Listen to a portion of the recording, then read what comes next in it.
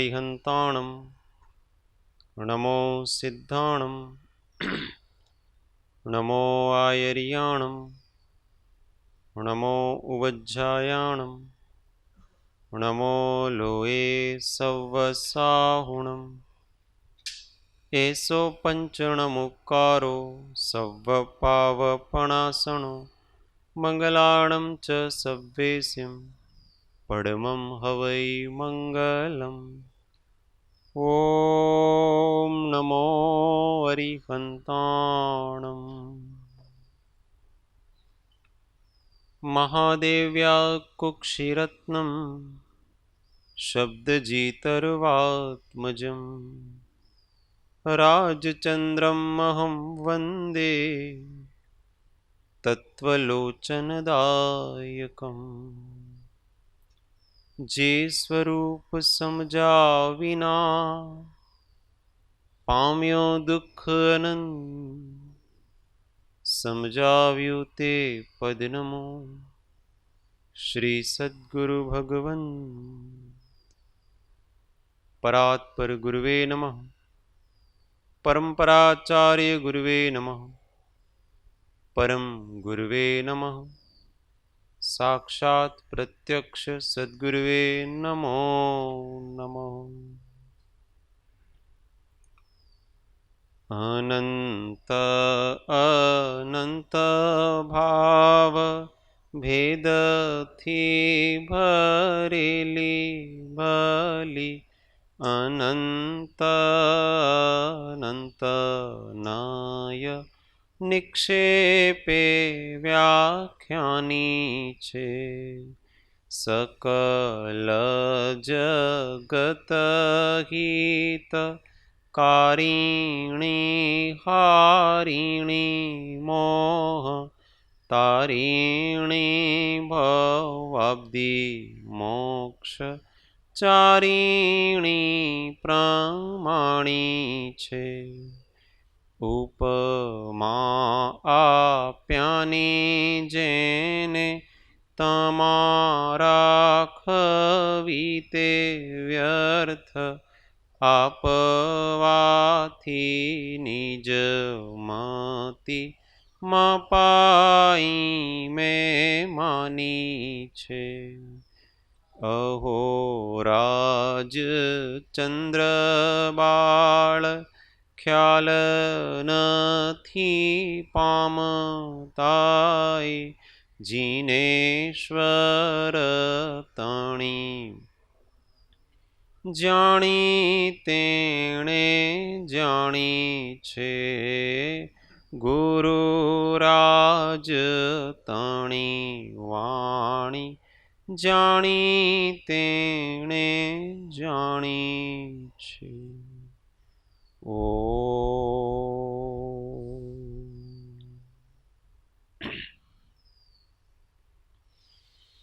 जय सद्गुरु वंदन जय चिरंजीव।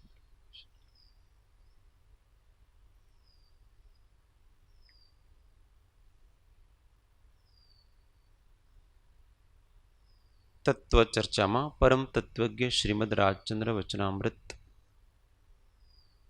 पत्रांक 493 अनन्य शरणना आपनार एवा श्री सद्गुरुदेव ने अत्यंत भक्ति थी नमस्कार। पृष्ठ संख्या 395।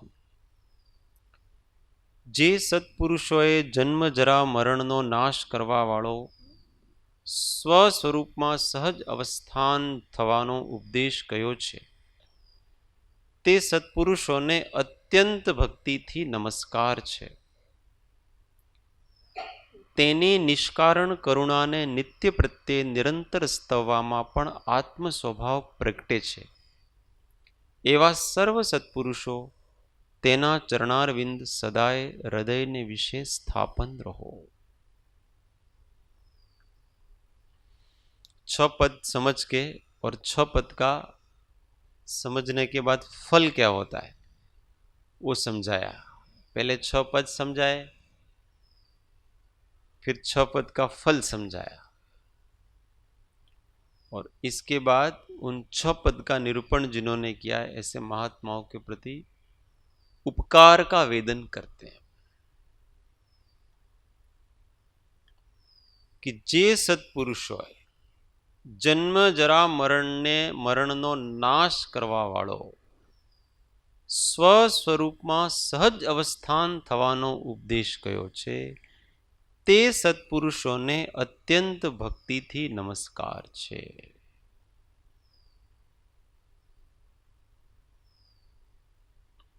जे सत्पुरुषो जिसके अंदर सत्य प्रकट हुआ उसको सत्पुरुष कहते हैं.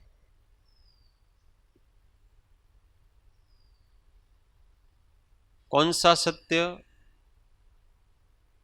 जो जन्म जरा मरण आदि से रहित है, ऐसा सत्य जिसके अंतःकरण में, जिसके आत्मा में प्रकट हुआ. अर्थात प्रकट हुआ का मतलब होता है कि उनको इसका भान हुआ. प्रकट का मतलब ऐसा नहीं कि कोई पैदा हुआ. आत्मा पैदा नहीं होता है, आत्मा का भान होता है. वो तो है, अनादिकाल से है, अनंत काल तक जो रहता है.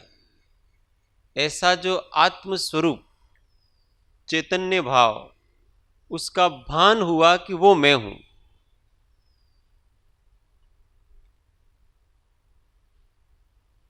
इसलिए आत्मज्ञान होने के बाद जीव को कोई आत्मज्ञान ऐसा नहीं है कि वो आता जाता है. सतत उसका एहसास रहता है. आत्मज्ञान उसी का नाम कि जो जिस चीज का अज्ञान था वो अज्ञान दूर हो गया. अपने विषय में, पदार्थ के स्वरूप के विषय में भ्रांति थी, वो भ्रांति चली गई. अपना जो सहज स्वरूप है, उस सहज स्वरूप का साक्षात्कार हो गया, भान हो गया.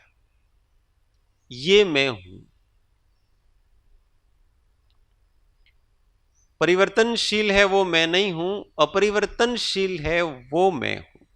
ऐसा स्पष्ट, प्रत्यक्ष, अत्यंत प्रत्यक्ष. ये जिसके अंदर प्रकट हुआ है, तो वो अविनाशी तत्व का फिर उन्होंने उपदेश किया. क्या शब्द लगाए? जन्म जरा मरणનો નાશ કરવાવાળો સ્વ સ્વરૂપમાં સહજ અવસ્થાન થવાનો ઉપદેશ કર્યો છે. સ્વ સ્વરૂપમાં સહજ અવસ્થાન. बहुत मार्मिक. कोई कठिनाई नहीं,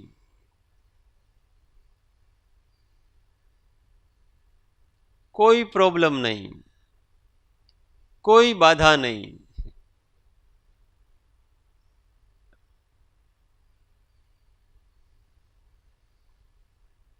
बाधा तब आती है जब हम किसी को बाधा मानते हैं.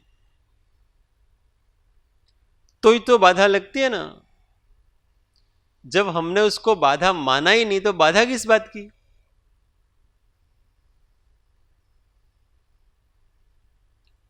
अभी अपना शांति से सत्संग चल रहा है, अब कोई अपने को यहां डिस्टर्ब करे, जोर जोर से बोले, जोर जोर से बातें करें, और हम उसको जो विघ्न रूप मानते हैं, तो वो हमारे लिए विघ्न रूप हुआ. और कोई उसको विघ्न रूप मानता ही नहीं है, वो भी केवल ज्ञान का विषय ही है और कुछ नहीं. पर हमने उसको केवल ज्ञान का विषय तो नहीं बनाया, और ज्ञान की बाधा बना लिया. हमारी सोच में विघ्न है, हमारी दृष्टि में बाधा है, वास्तविक बाधा कोई है नहीं. इसलिए का सहज अवस्थान थवान.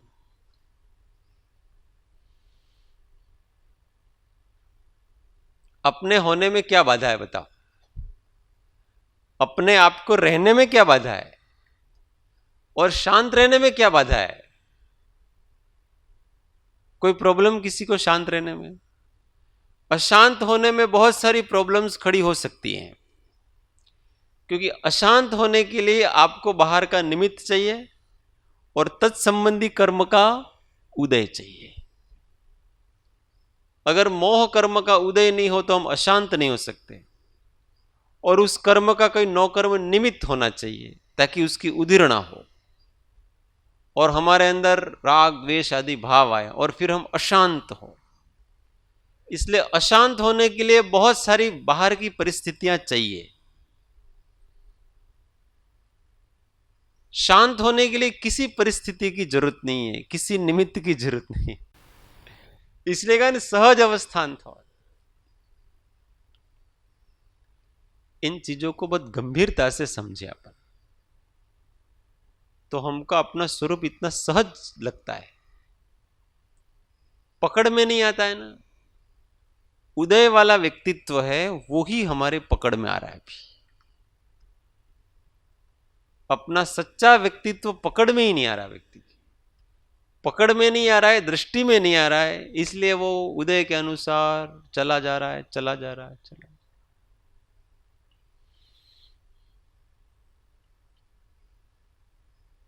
મને ઘણા બધા વિચારો આવે છે, तो आपको क्या प्रॉब्लम है उससे? आप शांत रहो, जो आएगा वो जाएगा, जो पैदा हुआ है वो तो मरेगा ना। उस समय दृष्टि उस पैदा होने वाले और मरने वाले पे मत रखो, अविनाशी पे रखो कि मेरी शांति में क्या बाधा है। कोई विचार मेरी शांति में कहां से बाधा पैदा कर लेता है? बाधा तो तब है उस विचार में जो पदार्थ चल रहा है, उस पदार्थ को हम अपना हितकारी अथवा अहितकारी मान लेते हैं, प्रॉब्लम वहां खड़ी होती। विचार में कोई बाधा नहीं है। विचार को जब विचारक की तरफ डाल देते हैं, घुमा देते हैं, तो विचार ही हमारे लिए समाधि का कारण बन जाता है। और विचार को हम पदार्थ की तरफ डाल देते हैं, अन्य पदार्थों की तरफ, तो वो विचार हमारे लिए असमाधि का कारण बन जाता है। स्वभाव को पकड़े रहें।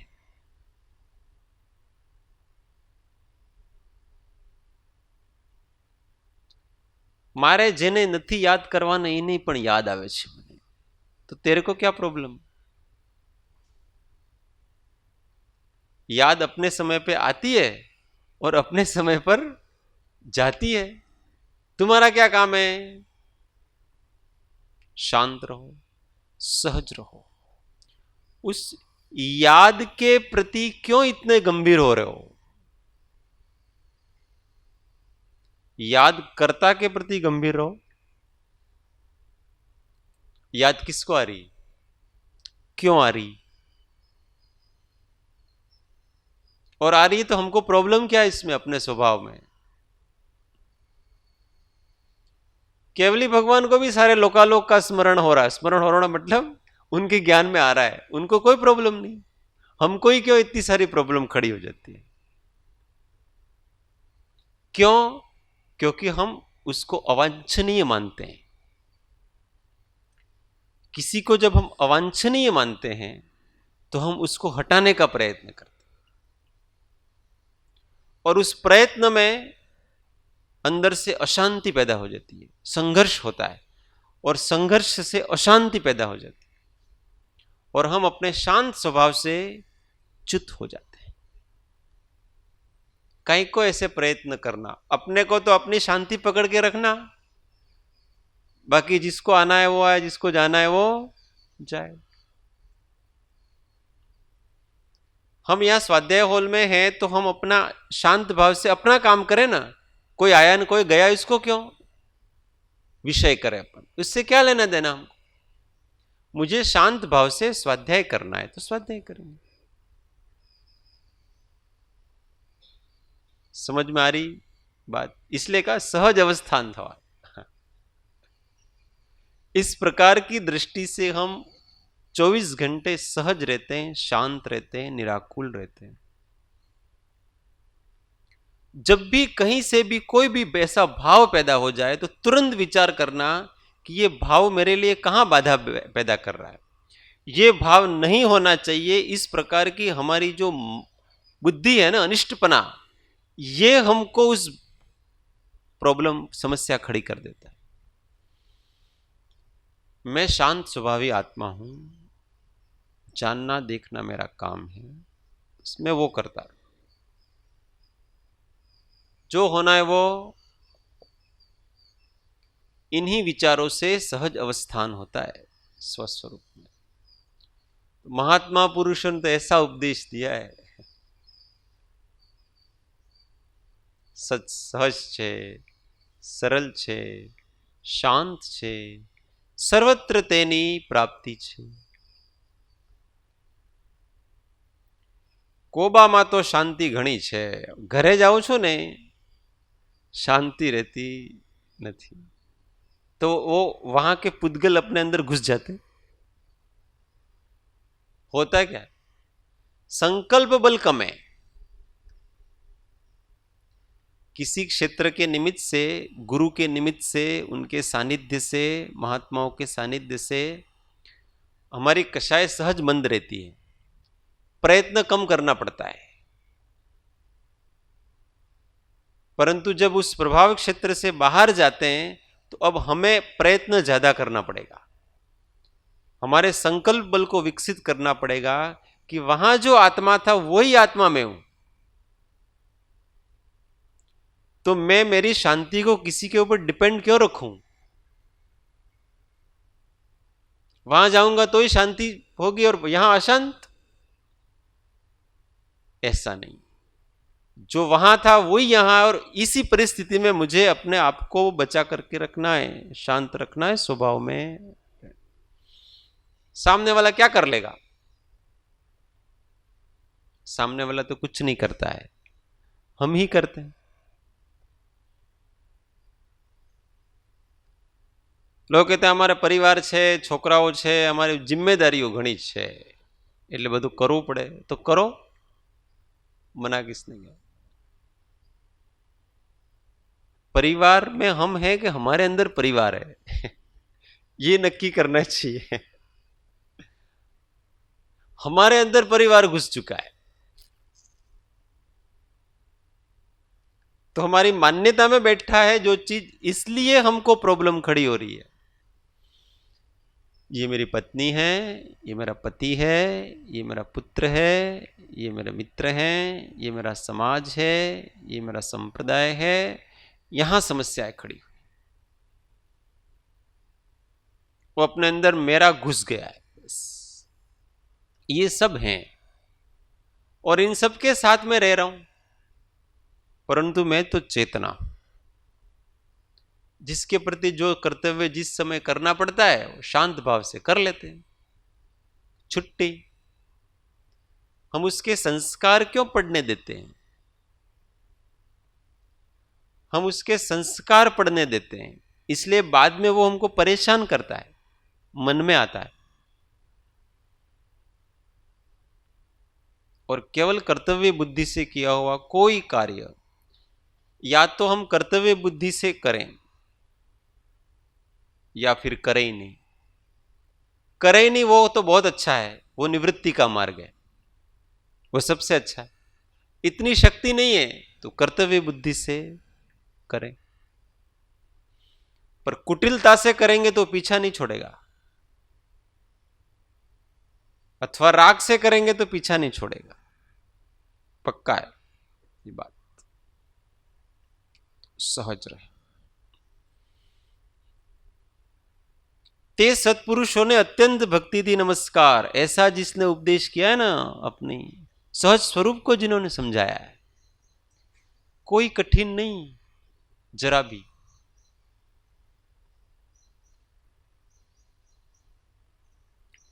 कठिनाइयां सब अपने स्वभाव को छोड़ने पर आती है। हम अपने स्वभाव को पकड़ के रखें तो कोई कठिनाई नहीं।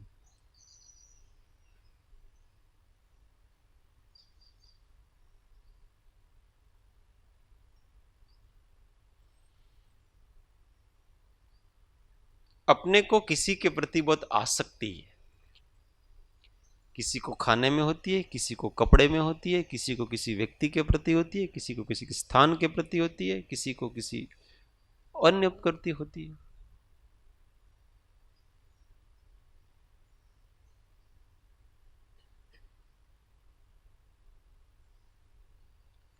अब माना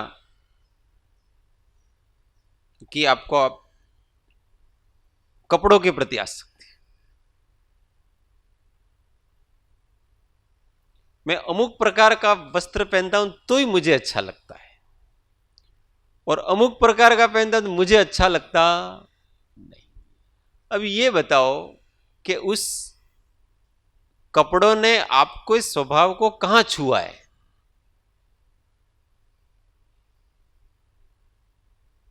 कहीं छूते हो?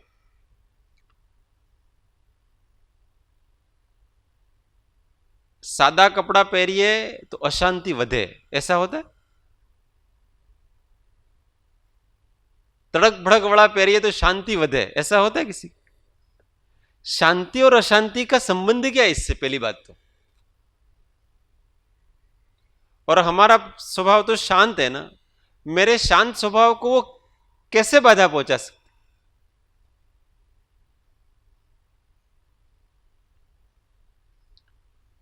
अपनी प्रिय चीज नहीं मिली अपने को, तो वो हमारी शांति में क्या बाधा पैदा करेगी? बाधा ये है कि हमें वो प्रिय मानते हैं उसको, बाकी वो तो नहीं कहती है कि मैं तुम्हारे लिए हितकारी हूं। उसने तो आके नहीं कहा ना, हमने ही माना उसको। ऐसी दृष्टि हमेशा रखी। ऐसा उपदेश करने वाले महात्माओं को अत्यंत भक्ति थी। नमस्कार। जहां समस्त सीमाएं नष्ट हो जाती हैं वहां अत्यंत शब्द लगता है, अति अंत।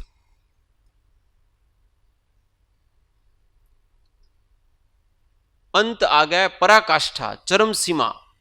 किसकी? भक्ति की। क्योंकि मैं जितना अधिक भाव से उसको नमस्कार कर सकता, और वो भी कैसा भाव? निष्काम भाव। क्योंकि जिन्होंने मुझे सुख का समुद्र दिखाया, अमृत का पान कराया, और हम जहां हैं वहां ठहराया है। ज्ञानियों की वाणी ऐसी होती है कि जहां के वहां ठहरा देते हो।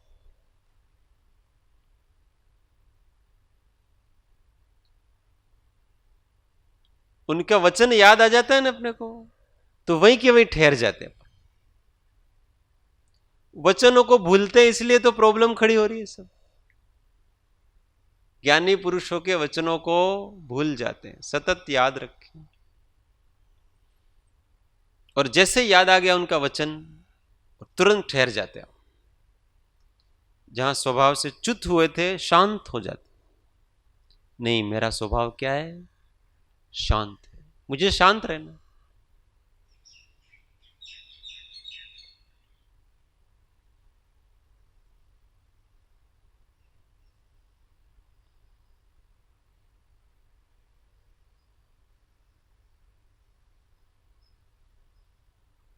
महर्षि रमण के पास एक बार, उस समय देश में स्वतंत्रता आंदोलन चल रहा था, गांधी जी के नेतृत्व में कुछ लोग आए, जमनालाल बजाज वगैरह।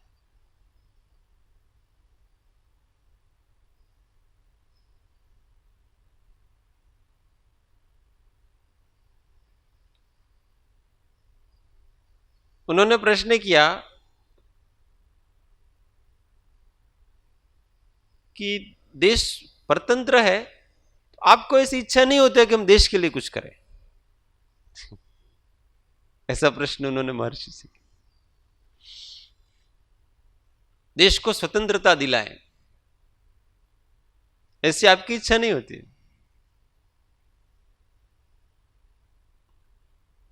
उन्होंने कहा कि मुझे परतंत्रता दिखाओ, तब मैं स्वतंत्रता की बात करूं। यहां परतंत्र कौन है? सब अपने हिसाब से ही तो कर रहे हैं। कुछ लोगों को भ्रम हो गया कि हम चलाते वैसा चलता है। वास्तविकता ऐसी नहीं है। सब अपने परिणामों के हिसाब से परिणमन कर रहे हैं। अंग्रेज चले जाएंगे तो क्या ये देश सुधर जाएगा और सब स्वतंत्र हो जाएंगे क्या? तब एक नई नीति आएगी, उसके हिसाब से चलेंगे। पर चलेंगे तो ये जीव अपने उदय से ही, और दूसरे केवल मात्र अहंकार करते हैं कि हम उनको चला रहे हैं और कुछ नहीं। चल तो सबका अपने अपने उदय के हिसाब से चल रहा है ना सारा। देश आजाद हो गया तो क्या हो गया? सबको मोक्ष हो गया। तुम अपनी स्वाधीनता की बात करो, देश अपने हिसाब से स्वाधीन हो जाएगा। इतना बड़ा झटका लगा उनको। तो ये गांधी जी कर रहे हैं तो वो बराबर नहीं, बराबर कर रहे हो। उनको जिस समय जैसी योग्यता उनकी, उनको विचार है, वो कर रहे हैं। आपको जैसे आप कर रहे हो और मैं मेरा काम कर रहा हूं। अपने आत्मा को स्वतंत्र करने का प्रयत्न करो। तो कि ये काम नहीं करने चाहिए, तो हमने तो ऐसा नहीं कहा कि नहीं करने चाहिए। आपके मन में आया तो आप करो, और आप तब तक ही कर सकते हैं कि जब तक आपको आपके स्वरूप का भान नहीं। जब आपको स्वरूप का भान हो जाएगा तो सब यथावस्थित ही दिखेगा। और ऐसे अगर सबको हो जाए तो कोई यहां पराधीन करने का प्रयत्न ही नहीं करेगा।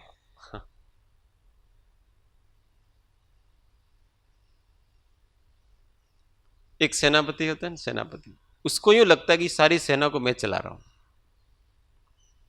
वो क्या करता है पता है? एक आदेश देता है, लड़ो। फिर क्या सेनापति को ध्यान में रख करके सैनिक लड़ते हैं? वो तो अपने भावों से लड़ रहे, स्वतंत्र है। और कभी सेनापति आदेश नहीं दे तो भी सैनिक विद्रोह कर लेते हैं अपना काम। भाव आ गया तो कर गिले। क्या करोगे आप? देश में बहुत सारे कानून बने, पर कानून के विरुद्ध काम होता है कि नहीं होता? क्यों होता है पता है? वास्तव में कोई भी व्यक्ति किसी के अधीन तब तक ही है जब तक कि उसको उसके अधीन होने में कोई दिक्कत नहीं है। और जब उसको उसके अधीन होने में दिक्कत आएगी, उसकी अधीनता को छोड़ देगा, वो नियमों को तोड़ देगा। वो टूटते ना, अपने यहां मौन का नियम बनाते हैं, मौन का नियम। तो जो मौन नहीं रख सकता है वो नियम तोड़ देता है।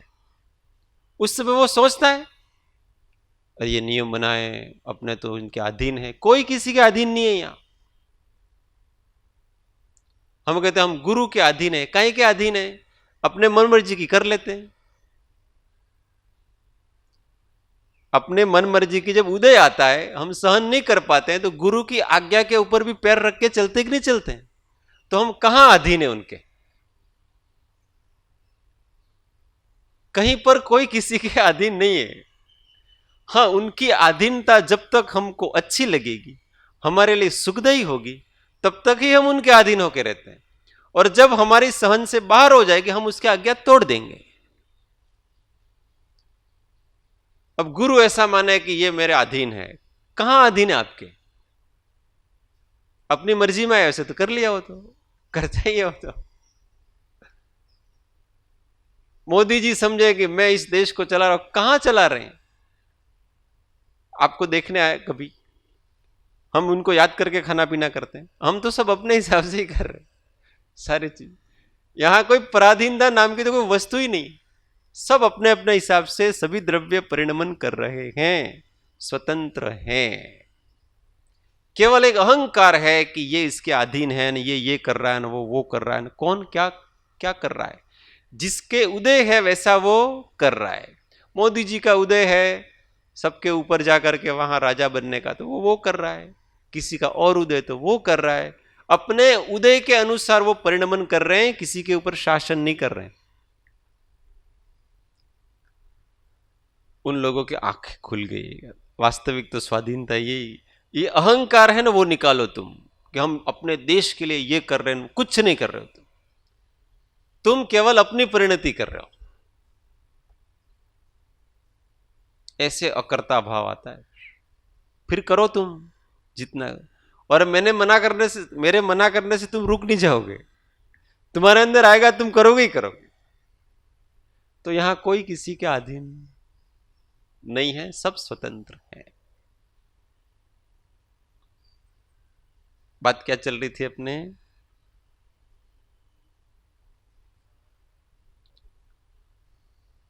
अत्यंत भक्ति थी, नमस्कार।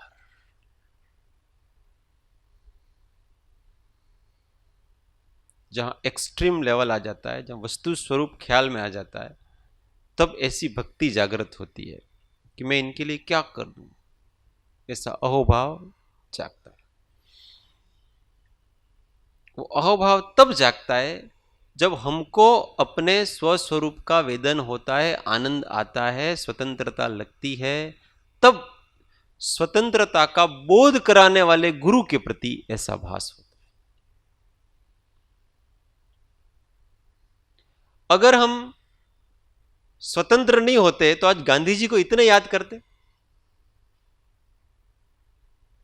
अभी भी हम गुलाम ही होते, तो क्या गांधी जी को हम इतने याद करते? उनको इसलिए याद कर रहे हैं कि उन्होंने हमको स्वतंत्रता दिलाई, अर्थात स्वतंत्रता का बोध कराया।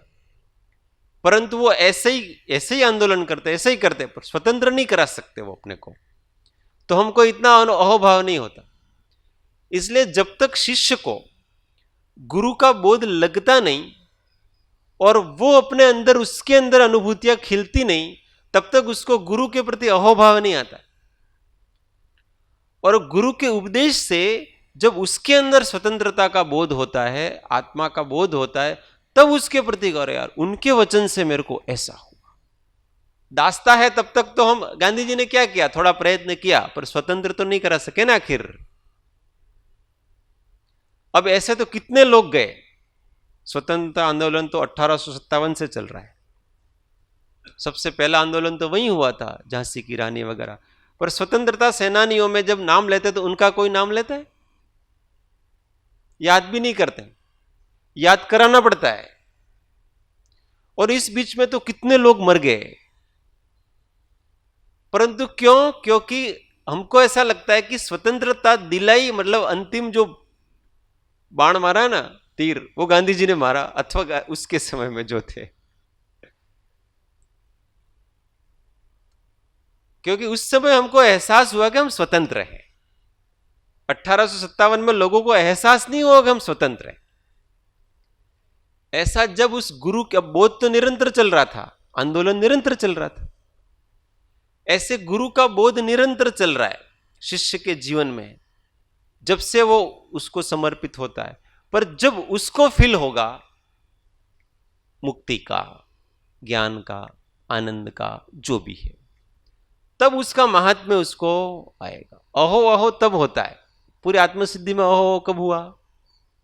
बोध बीज प्राप्ति कथन लास्ट में शपथ बता दिए ना, सब कर दिया ना, इसके बाद ही हुआ ना, इसके पहले तो हुआ नहीं।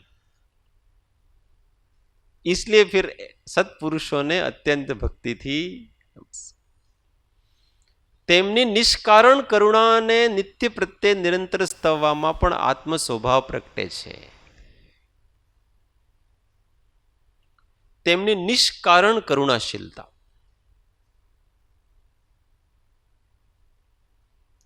उपदेश देने में उनको किसी प्रकार का कोई अपना लाभ नहीं है, उल्टा अपना नुकसान है. क्या नुकसान है? वो तो अपने स्वरूप में शांत भाव में बिना बोले रह सकते हैं, मौन होकर के रह सकते हैं. मौन में ज्यादा अच्छा है उनको, तो बोलना नहीं पड़े. परंतु कहीं ऐसा है कि मैंने आनंद प्राप्त किया, ऐसा ये दुनिया के दुखी लोग वो आनंद प्राप्त करें, उनको कुछ नहीं चाहिए। पर सहज रूप से दुख देखा नहीं जाता है। करुणा नाम इसका है कि दूसरे का दुख देखा नहीं जाता है, इस प्रकार का स्वभाव बन जाना, इसका नाम करुणा है। तो वो बोध देते हैं पात्र समझकर, निष्कारण करुणा शब्द। सामने वाले को लगता है એમનો કંઈક સ્વાર્થ હશે ને, બધા शिष्यों जरूर हसे, એમને કઈ भक्ति करावी છે, ऐसा कुछ नहीं कराना उनको, तुम्हारा कल्याण हो।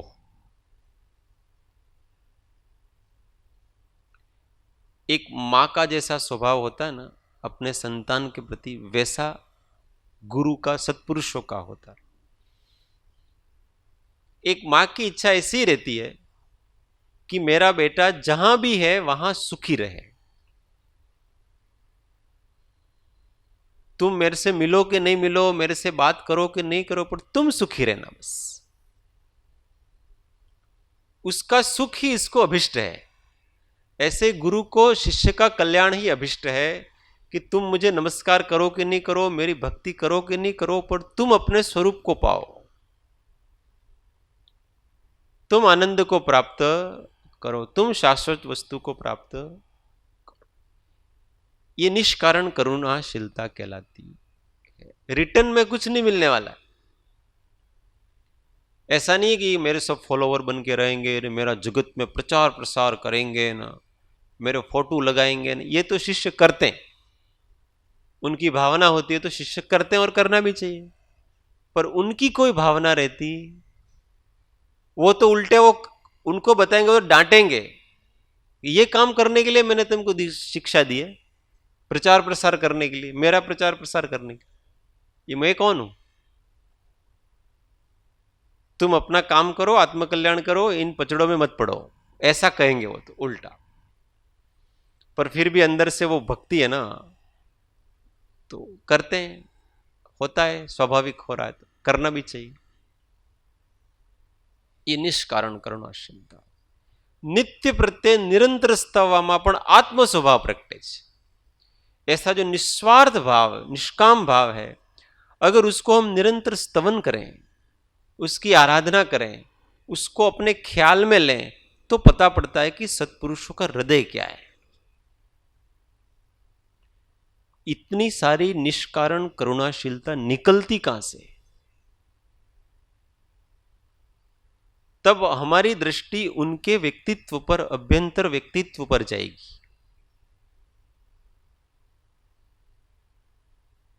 कि इतना सारा कर लेते हैं और फिर भी कुछ भी किया ऐसा कहते ही नहीं है, मानते भी नहीं है। इसका मतलब ये कहीं और जगत में जी रहे हैं, इस जगत में नहीं जीते। क्योंकि इस जगत के जीवों की तो ऐसी ही रीत है कि हम आपके लिए कुछ करते हैं तो आप भी हमारे लिए कुछ करो। हमने आपके लिए कुछ किया तो कम से कम आपको याद तो करना ही चाहिए था, उसका उपकार तो मानना ही चाहिए था। ये जगत की रीत है। हमने आपको इतना बड़ा दान दिया तो कम से कम हमको थोड़ी अनुमोदना तो करनी थी, थोड़ी नेम प्लेट तो लगाना ही था। ये जगत की रीत है। परंतु यहां तो ऐसा है कि उन्होंने कुछ किया तो उनको याद ही नहीं है कि हमने कुछ किया, क्योंकि वो कर्ता मानते ही नहीं, निष्पृह होते हैं। बहुत सालों तक कोई शिष्य गुरु के पास रहता है, सब सीखता है वगैरह, और फिर कोई उदय ऐसा आता है ना, अब यार इनके पास नहीं रहना, फिर कहता गुरुदेव હવે મારે જવું છે, जाओ सुखी रहो, हमें कहीं कोई फर्क पड़ता नहीं। और जिस दिन तुमको लगे कि वापस गुरुजी की जरूरत है, आ जाना, हमारे दरवाजे हमेशा खुले।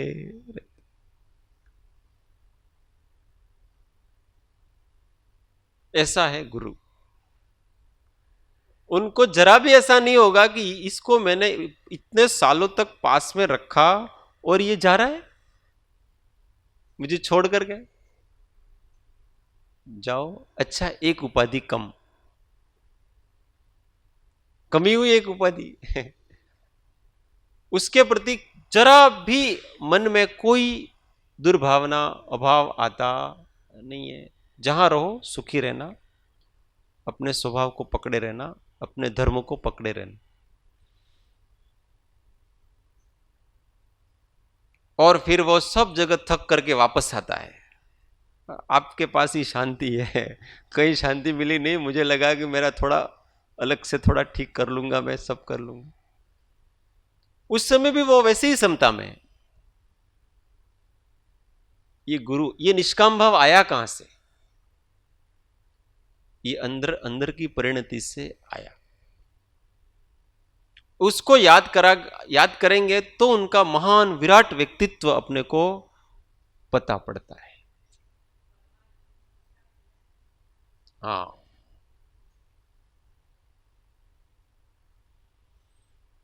इसलिए निस्वार्थी बनना चाहिए। हम जितने निस्वार्थी बनेंगे ना, इतना इतना सत्पुरुषों के हृदय को जान सकेंगे। जितनी निस्वार्थता आएगी, ये मेरा न ये तेरा न। हमने तो साहिब जी के जीवन में ही देखा, कितने लोग आए और कितने गए, उन्होंने अपना स्वभाव नहीं छोड़ा है। और जाके वापस भी आए तो भी वो तो ठीक है, हमारा क्या यहां, हमारा तो यहां कुछ भी है नहीं। हम तो हमारी साधना कर रहे हैं, कोई आता है न कोई जाता है न, इससे क्या लेना देना है। जिसको जब जचता है वैसा करता है।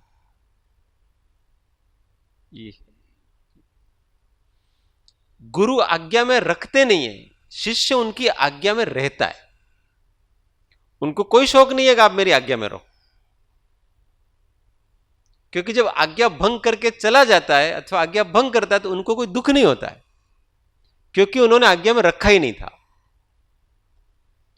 शिष्य आज्ञा में रहा था, गरज उसकी है, हमारी गरज नहीं है, गुरु की गरज नहीं है रहने में।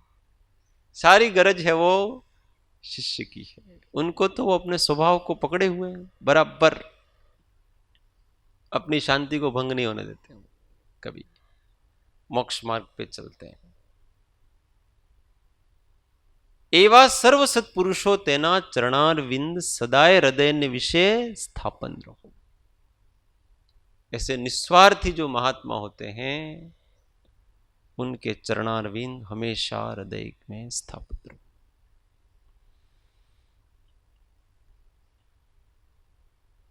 संत परम हितकारी जगत माही, संत परम हितकारी, संत परम हितकारी जगत माही, संत परम हितकारी।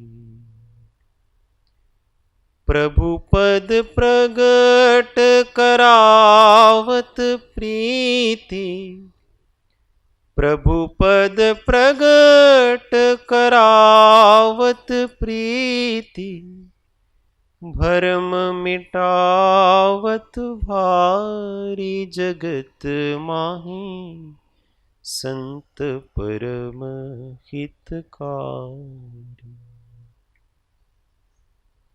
परम कृपाळु सकल जीवन पर, परम कृपाळु सकल जीवन पर, हरि सम सब दुख हारी जगत माही, संत परम हितकारी, संत परम हितकारी जगत माही, संत परम हितकारी, संत परम हितकारी। सद्गुरु परम कृपाळु त्रिलोकनाथ की जय, सब संतन की जय। आनंद घन। ओम। 1 મિનિટ મૌન આત્મ અનુસંધાન.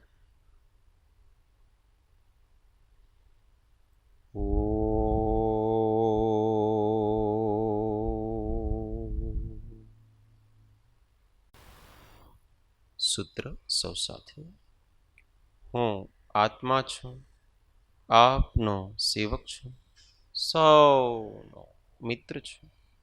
હું આત્મા છું, આપનો સેવક છું, સૌનો મિત્ર છું. હું આત્મા છું, આપનો સેવક છું, સૌ. ઓમ શાંતિ શાંતિ શાંતિ. જય સદગુરુ.